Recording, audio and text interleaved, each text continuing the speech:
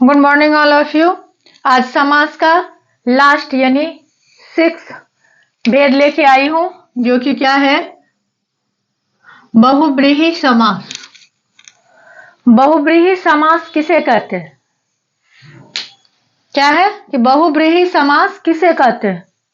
जिस समस्त पद के दोनों पदों में से कोई भी पद प्रधान ना हो, यानी जो पूर्ण पद है उसमें से कोई भी पद क्या है, प्रधान नहीं होगा, बल्कि किसी अन्य पद की प्रधानता हो।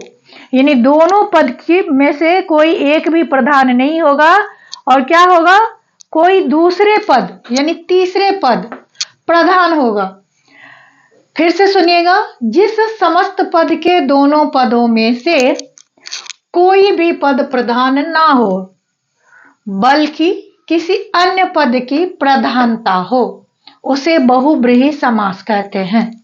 समझ में आ गया होगा कि जो दो पद है वो दो पद में से कोई भी पद प्रधान नहीं होगा, बल्कि क्या होगा, कोई तीसरा पद अन्य पद प्रधान होगा, उसे क्या कहेंगे, बहुब्रीहि समास। बहुब्रीहि समास का जो पद है, जो तीसरा पद होता है वो रूढ़ है। रूढ़ का मतलब क्या होता है कि उसमें कोई भी बदलाव नहीं होता है।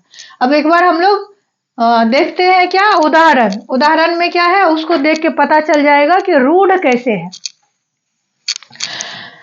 दशानन, 10 है आनन जिसके, क्या है, 10 है आनन जिसके, अर्थात रावण। रावण के लिए ही यह चीज प्रचलित है सदियों से कि उसी के 10 सिर है, जिस कारण क्या है, 10 है आनंद जिसके, अर्थात रावण। चक्रधर, चक्र को धारण करने वाले कौन होगा, तो विष्णु होगा। फिर है गिरिधर, गिरि का मतलब होता है, अर्थ होता है पर्वत, और उसको धारण करने वाला, पर्वत को कौन धारण किया था, तो श्री कृष्ण किया था। महादेव, महान है देव जो, अर्थात शिव। महादेव, कोई भी देव महान हो सकता है, लेकिन महादेव किसके लिए बताया गया है, तो यह रूढ़ है, जो शिव है उसी के लिए यह शब्द है। महादेव कौन है, महादेव महान है देव जो, अर्थात शिव। त्रिनेत्र, 3 नेत्र है जिनके, शिव। यहाँ पे त्रिनेत्र रहता, 3 नेत्र के समूह, तो यहाँ पे क्या हो जाता, द्विगु समास हो जाता, लेकिन यहाँ पे क्या है, त्रिनेत्र, 3 नेत्र है जिनके, अर्थात शिव।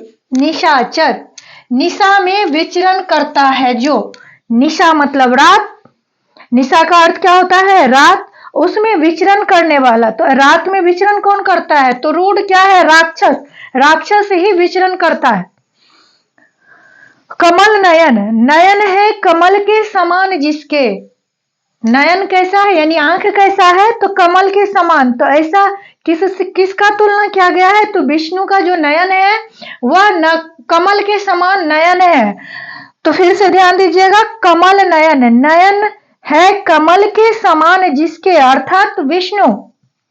अंशु माली, अंशु का अर्थ किरण होता है, अंशु है माली जिसकी, अर्थात कौन, सूर्य। किरण हम लोगों को किससे प्राप्त होती है, तो सूर्य से। तो अंशुमाली किसको कहा गया, सूर्य को।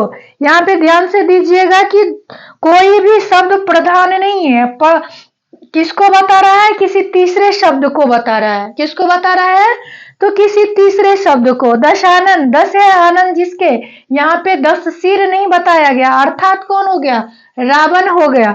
इसी तरह से आप हर में देखिएगा कि तीसरा पद प्रधान है, 2 पद प्रधान नहीं है, दोनों गौण है, और तीसरा की प्रधानता को बता रहा है। इसीलिए यह कौन सा समास हुआ, बहुब्रीहि समास हुआ। धन्यवाद।